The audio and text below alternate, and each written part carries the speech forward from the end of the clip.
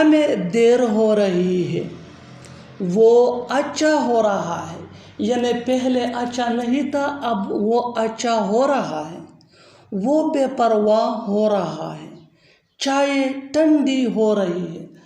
इन जुमलों को गौर से देखो। ऐसे जुमले हम अपने डेली लाइफ में ज़रूर या खुद बोलते हैं या दूसरों से सुनते हैं। ऐसे जुमलों के लिए इंग्लिश का जो स्ट्रक्चर यूज़ होता है, इसको सीखने के बाद आप भी ऐसे फ़िक्रे बआसानी इंग्लिश में बोलने और लिखने के काबिल हो जाएंगे। स्ट्रक्चर इंतहाई सिंपल, आसान सादा सा है। स्ट्रक्चर कुछ यूँ है, सब्जेक्ट प्लस इज आर, और अगर पास्ट टेंस हो तो फिर वाज वर, इसके बाद बीइंग या गेटिंग प्लस ऑब्जेक्टिव या noun.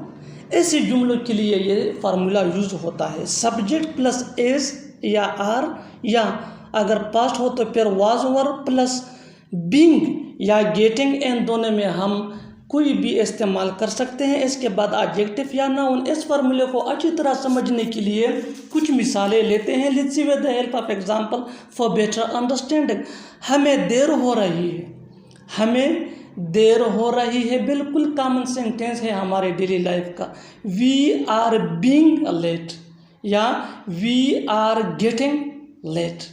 Next example for better understanding, अच्छी तरह समझने के लिए एक और मिसाल लेते हैं। जितना ज़्यादा प्रैक्टिस करोगे उतना ही आपके लिए बेहतर है। वो अच्छा हो रहा है, वो अच्छा हो रहा है। He is being good, he is being good या ही इज़ गेटिंग गुड। वो बेपरवाह हो रहा है, वो बेपरवाह हो रहा है। ही इज़ बीइंग केयरलेस या he is getting careless. Next example for better understanding, अच्छी तरह समझने के लिए एक और मिसाल लेते हैं। जितना ज़्यादा आप प्रैक्टिस करोगे उतना ही जल्दी यू लर्न इंग्लिश, इंग्लिश सीख जाओगे। चाय ठंडी हो रही है, हम कहते हैं, यूज़ करते हैं इसी जुमले को अपने डेली लाइफ में। चाय ठंडी हो रही है, टी इज़ गेटिंग कूल्ड या टी इज़ बीइंग कूल। और आखिर में ये फ़िक्रा आपके लिए, इसका जवाब ज़रूर देना। तुम मोटे हो रहे हो, तुम मोटे हो रहे हो। हम क्रिकेट खेलते थे, वो हर सुबह दौड़ता था। तुम क्लास में शोर करते थे, वो पार्क जाता था। वो रोज़ाना चावल पकाती थी। इन फ़िक्रों को गौर से देखो, इनमें एक चीज़ कॉमन है और वो है थी या था। और ये फ़िक्रे हम तब यूज़ करते हैं जब ऐसा काम जो पास्ट यानी माजी में मुसलसल होता था और अब नहीं होता है। इस तरह के फ़िक्रों के लिए इंग्लिश का जो स्ट्रक्चर है वो इंतहाई सिंपल सादा सा है।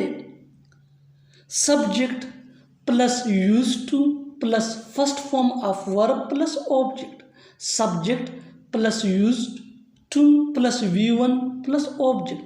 फार्मूले स्ट्रक्चर को सीखने के बाद अब इन फ़िक्रों को इंग्लिश में ट्रांसलेट करते हैं। So let's see with the help of example for better understanding. अच्छी तरह समझने के लिए कुछ मिसालें बनाते हैं।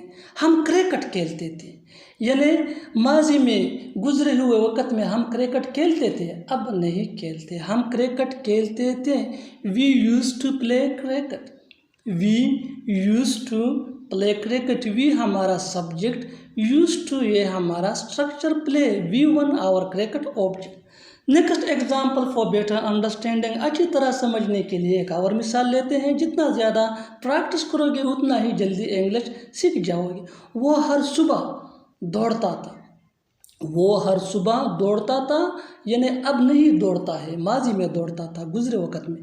ही used to run every morning, he used to run every morning.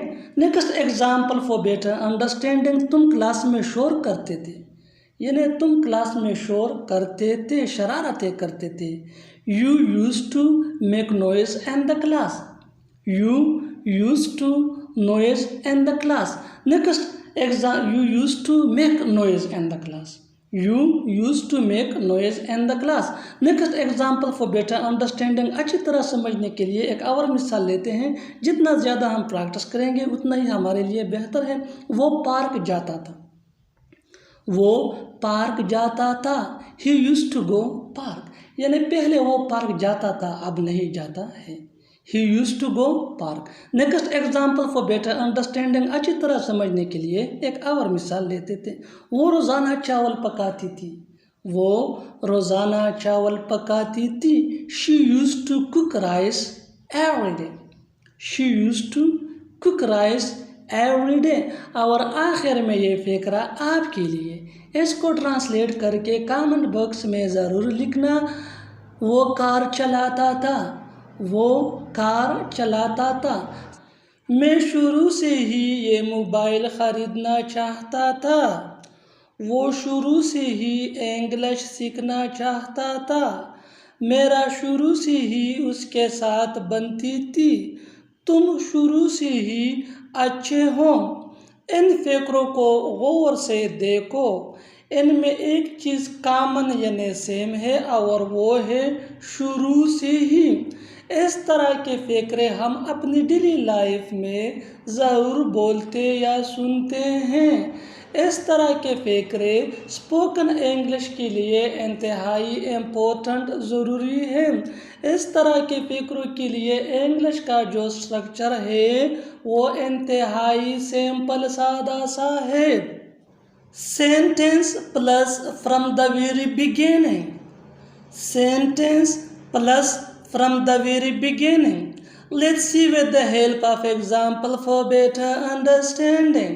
अच्छी तरह समझने के लिए कुछ मिसालें देखते हैं। जितना ज़्यादा प्रैक्टिस करोगे उतना ही जल्दी इंग्लिश सीख जाओगे।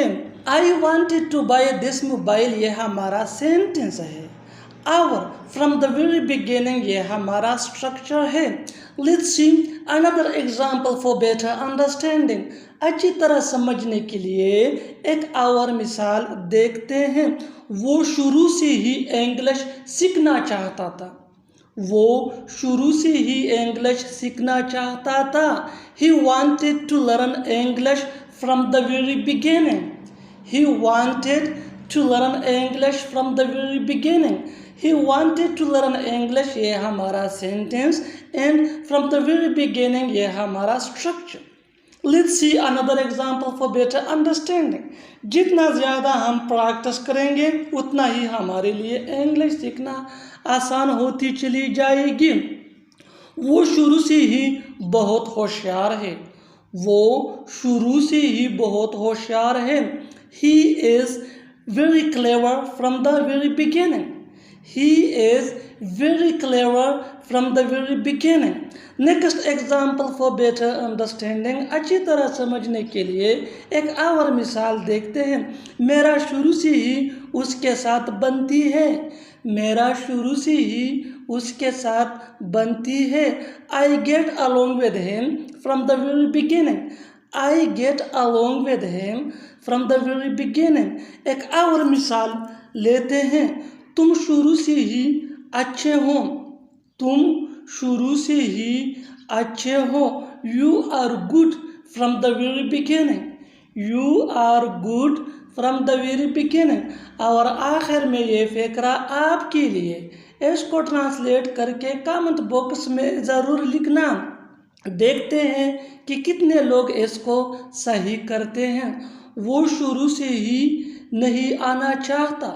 वो शुरू से ही यहाँ नहीं आना चाहता। Subscribe English page for more advance English sentence structure. Thanks मानना।